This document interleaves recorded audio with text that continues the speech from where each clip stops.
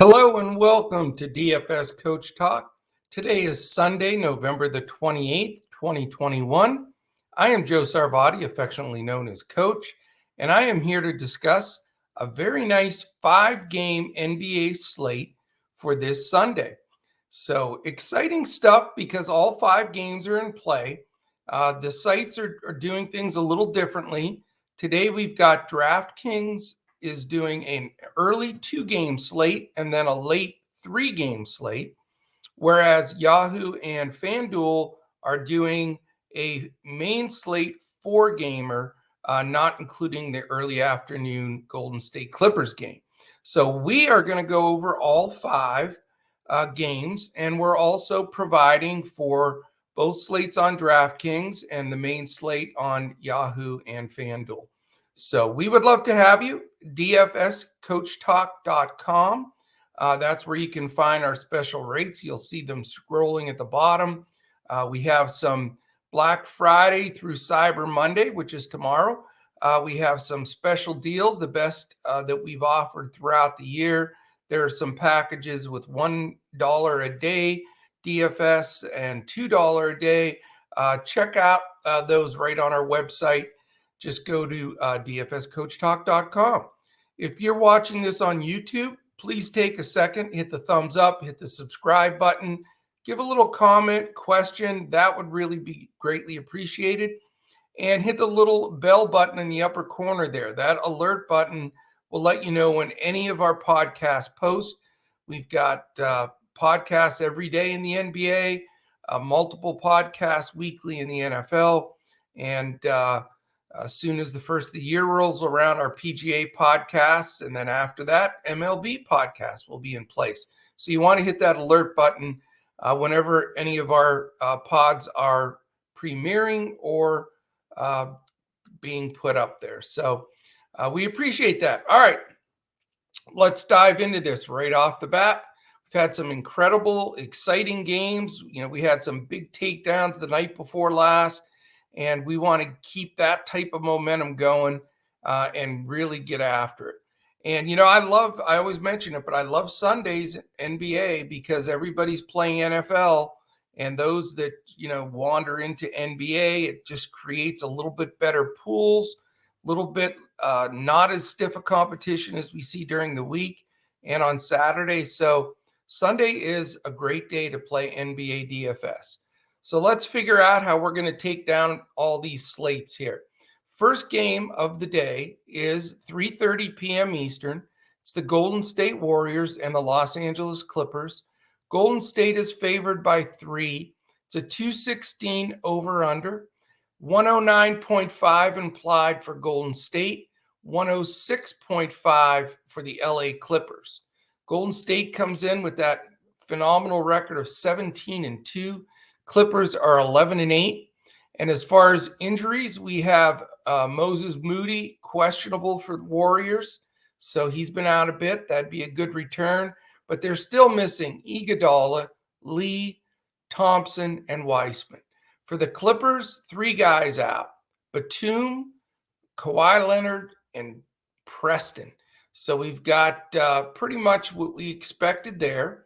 And let's talk about this statistically speaking, because Golden State's numbers just keep on getting better and really hard to believe how strong of a team they are.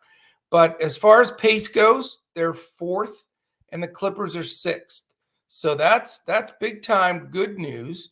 But on the other side here in a minute, we'll give you the ultimate bad news. So this is a game you really got to scratch your head and look at. Golden State is the number 1 offensive efficient team in the entire league. Clippers only 23rd. They've had some rough games, with no Kawhi in there this year. Sometimes it's all or nothing with Paul George. So Paul George, at times, he's phenomenal and he is getting massive usage. But, sometimes if he's off or the defensive matchup isn't conducive, the Clippers can struggle. As far as that bad news goes, guess who the top 2 teams are in defensive efficiency in the National Basketball Association? That would be Golden State and the Clippers. So yes, their pace is terrific. There's some offensive efficiency from the Golden State side, but you've got two strong defensive teams. So it does put you in a quandary here. 216 is that even number. 3 of the games are right around that. There's one high game and one low game. But, as far as exposure for this game goes, again, on DraftKings specifically, you've got some different looks here. You've got, do you want to go to Steph at 11K? Certainly an option. Poole at 6.5 and Wiggins at 6.7. They've had games where they've really shined. Same thing with Draymond at 6.9.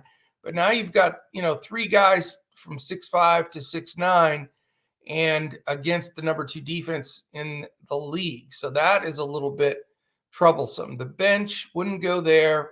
It is supposed to be a close game. So, a Curry, Poole, Wiggins, Green, if, pulling one of those guys out of there is probably not a bad idea.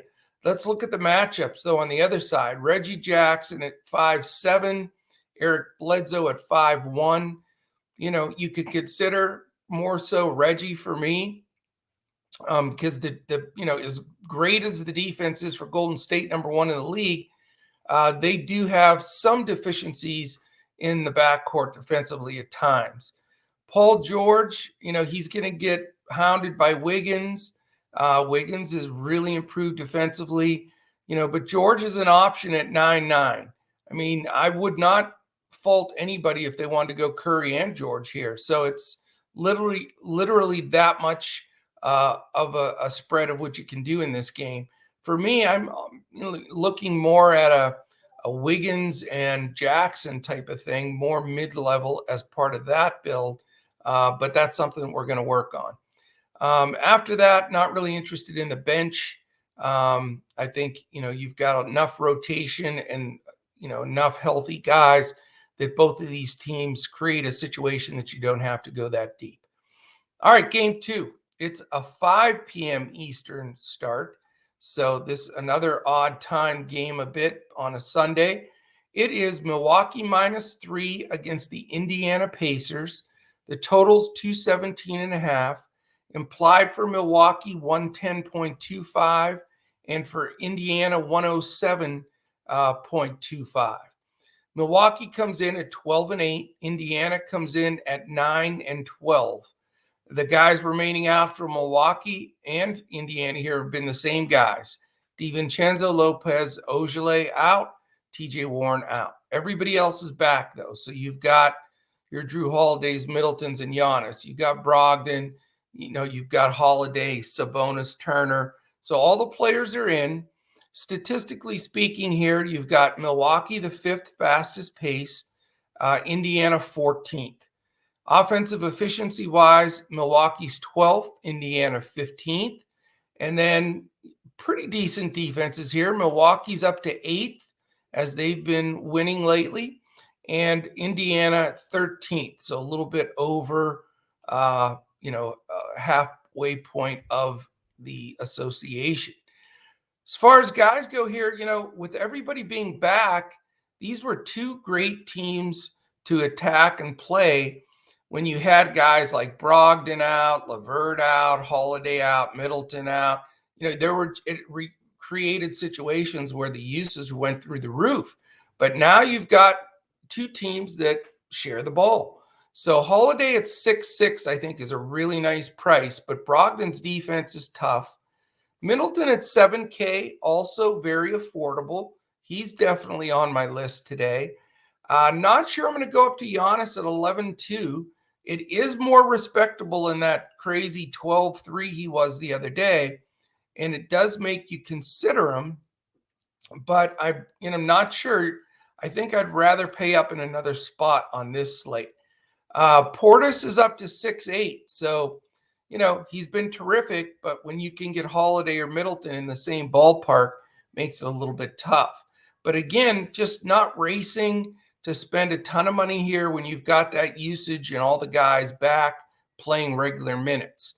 The same can be said about the Pacers. With Brogdon, LeVert, Sabonis, and Turner specifically, and then the two other key guys that shoot the ball a lot for them are Justin Holiday and Chris Duarte. So they've got weapons, and McConnell will come in and create some havoc too. So not slam dunks here, but pricing wise, Brogdon's come down. He's at that mid-level 7-3 price.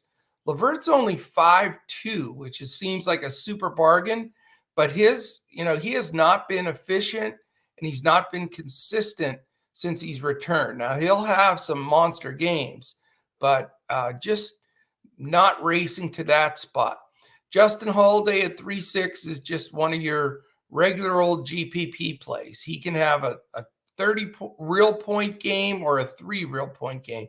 So hard to go with him in cash, but at 3-6, a nice GPP consideration. Sabonis, is always a lot more tempting now that he's at 8-4. I mean, he was at 10-1 and then in the 9s quite a while. But at 8-4, he's a reasonable play. The problem is you got Giannis defending the paint, and he's so fantastic in the paint defending. And Bobby Portis does a good job as well. Miles Turner, much cheaper at 6. So, there's potential for him to get to that number. He can easily get to that 30-plus DFS points, so he's in consideration. Don't think I'm going to go to the bench, though, with McConnell, Duarte, Martin, Craig, the Lamb even. Just too much usage to go around. So not my favorite game here. It's going to be a good game to watch. Maybe one off here in one direction or the other.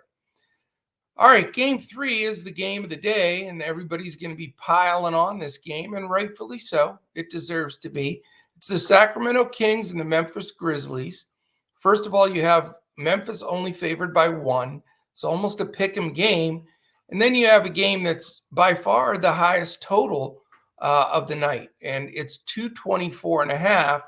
And then the magic number of having both sides over that 110 implied really has been paying off for me, focusing on those kind of games.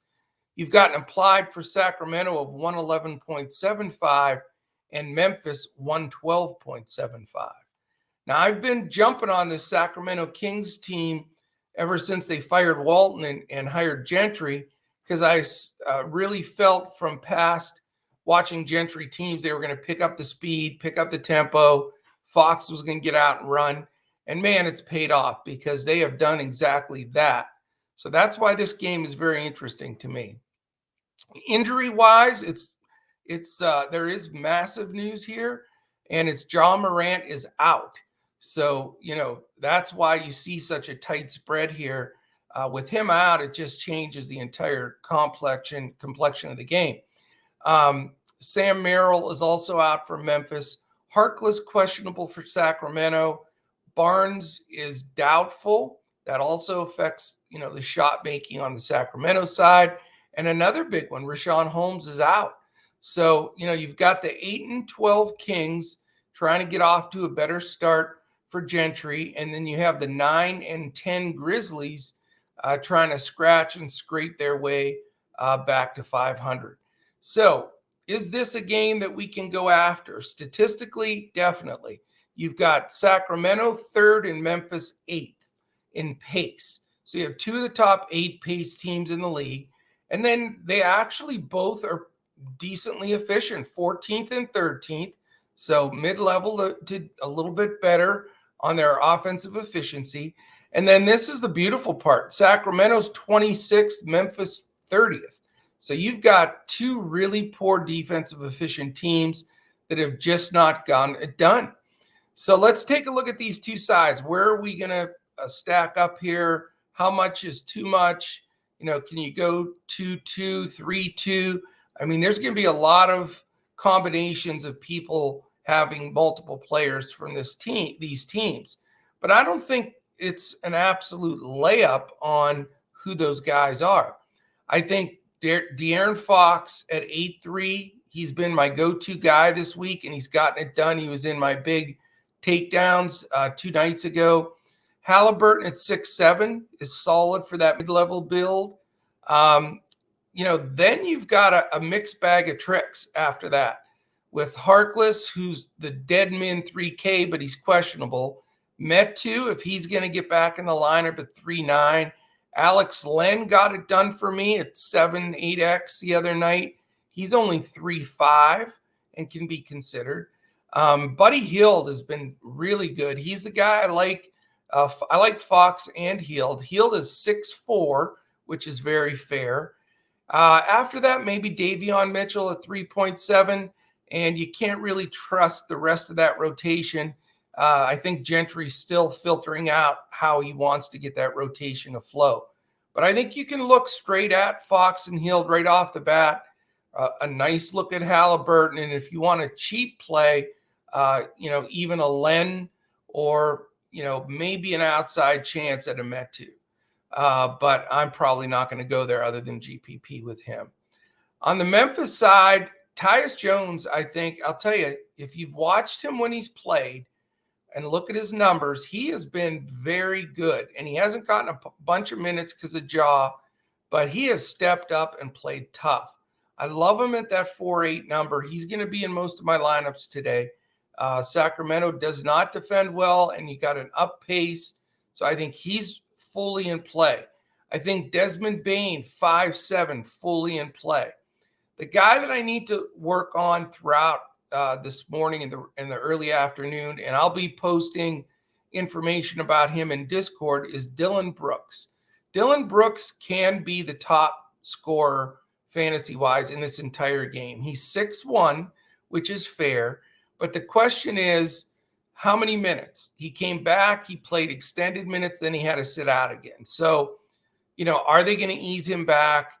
If he's on a restrictions, we're not going to take him. If he comes back out and plays mid-30s minutes like he did when he came back this past week, then he's very playable. So I'll be looking through all the information I can find out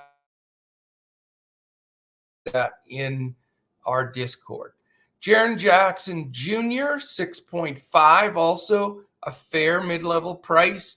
All that usage from Morant has to go somewhere. I think it gets shared mainly between Jones, Bane, Brooks, and Jackson. So it puts Jackson in play. Steven Adams, if they're going to go Alex Len on the other side, those two can sort of square off, but they may play both of the smalls off the bench or off the floor. Kyle Anderson, maybe 4.3, not crazy about him. DeAnthony Melton's coming back from injury. He's another guy that could get more extended minutes and usage with jaw out, and Melton's only 3.7. So definitely lots of potential in this game. Probably four of my guys that I'm going to roster today will come from this game, and I think you need it. I really do. It is the best DFS possessions and potential of the night.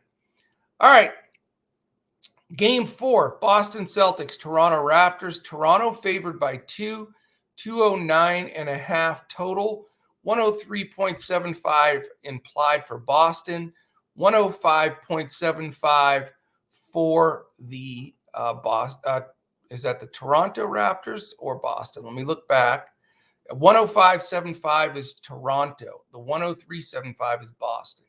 So we've got Boston coming in at 10-10, Toronto 9-11. So basically in the same boat, both teams scrapping for some positioning in the tough East Conference, which the Eastern Conference, I think, is just as tough as the Western this year or close to it for the first time in a while. Injuries, you have Jaylen Brown questionable, so that's majorly important news that we need. And then you have Schroeder out and Williams out. So, they potentially could have 3 starters out, which makes Jason Tatum look like a monster. And then injury-wise for Toronto, important news here. Anunoby and Trent both questionable, and that changes everything in this game. So this is a game, it's a 6 o'clock game. It's the first game on the 3-game DraftKings night slate. It's the second game on the 4-game main slate on Yahoo and FanDuel. So we will have some news on this, but it's imperative that we get it. And then Kem Birch is also going to be out for Toronto. So let's talk about this one. This game, again, just has a lot of moving parts. For me, I really, it's Tatum's going to be my favorite pay-up guy at 9-9, which if Jaylen Brown sits for sure, and Anunoby sits. Anunoby's such a good defender. I think, it would help if he's out for me to feel confident in Tatum being my pay-up guy. It's not a do or die. I'm going to see how I want to make that work. But with some of the key guys out for Boston, Schroeder, there's just so much usage to go around, and Williams as well. So I think you've got to consider Tatum early on here. Pace-wise, just average 17th and 19th for these two teams. Offensive efficiency, the reason they're both around 500 is just because they've been mid-level. Boston 19th, Toronto 11th. And defensively, Boston has improved. They're up to 11th, but Toronto has not. They're 25th. So it does give you some hope for some good scores here. Let's find out the news and make sure that we know what's going to happen in this game. Again, if Jaylen Brown, Anunoby, and Trent play or are out, it switches everything. So I'll just do a brief deal here. If Brown's in, I'm not playing Tatum as my pay-up. If Brown's out, I'm playing Tatum as my pay-up. I think there's some interest if you want mid-level build of an Horford at 7-4. His statistics always have improved with Robert Williams out. Smart at 5-7 can get to value at times. Fred VanVleet at 8-1, possibly, but a little bit expensive for me.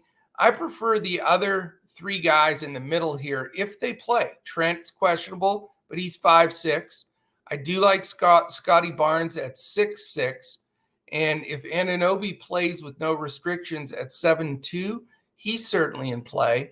Not quite going to go to Siakam at 8-2, Achua 4-2. And after that, they have some bench guys that are getting in here and there. So totally news dependent, can shift your entire roster and slate.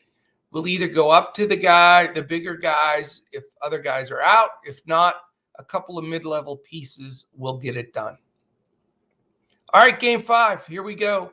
It's a 9:30 game. So we've got a nice little window, 3.5 hours between games. So this, you talk about a solo late game that's going to get a lot of attention. It's this one.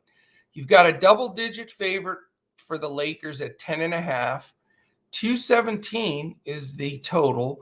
103.25 for the Pistons implied, and 113.75 for the Los Angeles Lakers.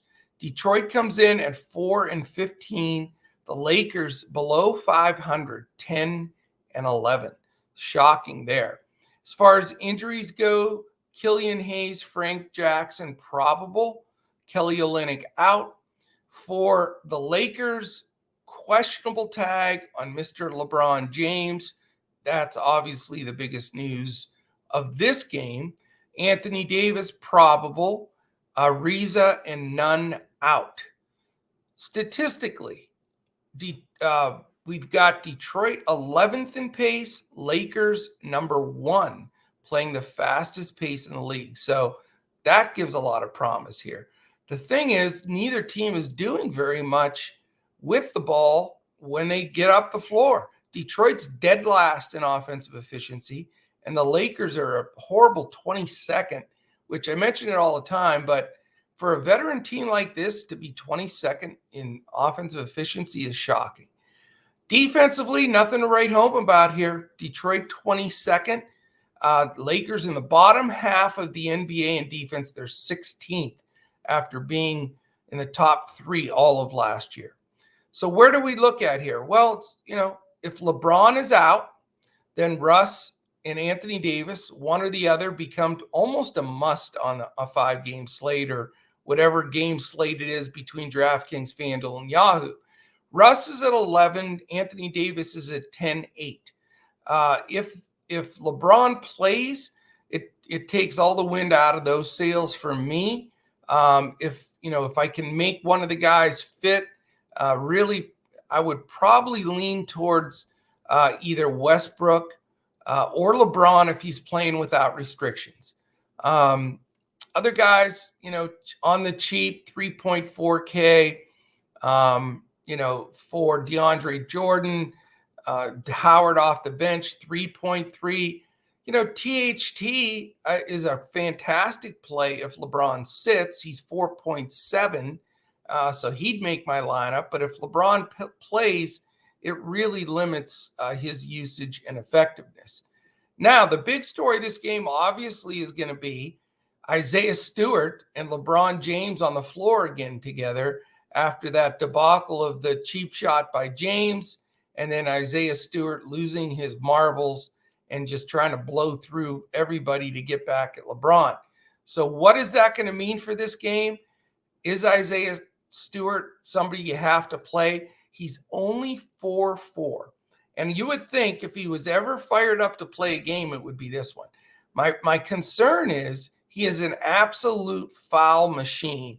And because he's going to be so hyped and so out of his mind in this game, I'm really terrified he's going to get in foul trouble. So, I love the play because it helps salary work with a lot of other guys. And he certainly should be able to get to value at 4-4 with this type of intensity coming in.